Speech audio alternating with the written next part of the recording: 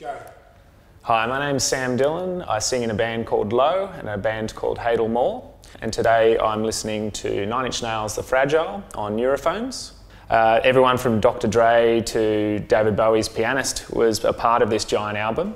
And even though Downward Spiral happened 5 years before that, and that put Trent Reznor on the map as the poster boy for a lot of dark gothic stuff in the late 90s, The Fragile is far more superior, I think, as an art piece and an expression.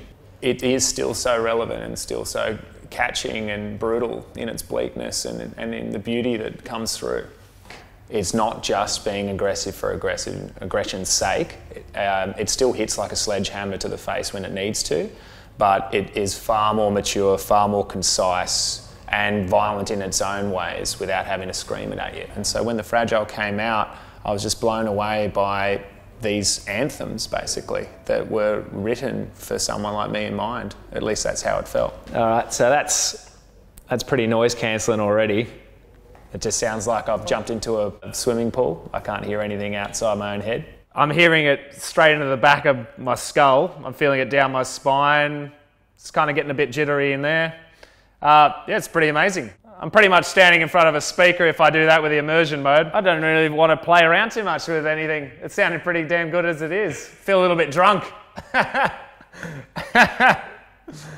All I want to do right now, it's like when you buy a ticket to see a film, you want to be captured by the story. So when I'm listening to this album, I like that journey that I'm going on and how I feel like it is cocooning me in a way.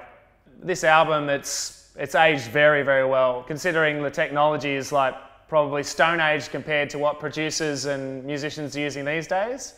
It's still hitting pretty hard. Apparently there was another mountain load of songs that never even saw the light of day. If this was the ones that he kept, and I think they're 10 out of 10, he probably had another 10 albums worth for the rest of it. It felt like when you do go to a metal concert and you feel the bass drum kick through your sternum when you're standing at the back of the room. I'm more impressed really with the submersive vibe that I get from the headphones rather than anything else. I like to be able to escape into the music I'm listening to. I've sat down with these things on my head. I want to give it 10 out of 10 to the experience. I don't want to be walking to the shops or anything. I want to really escape into what I'm doing.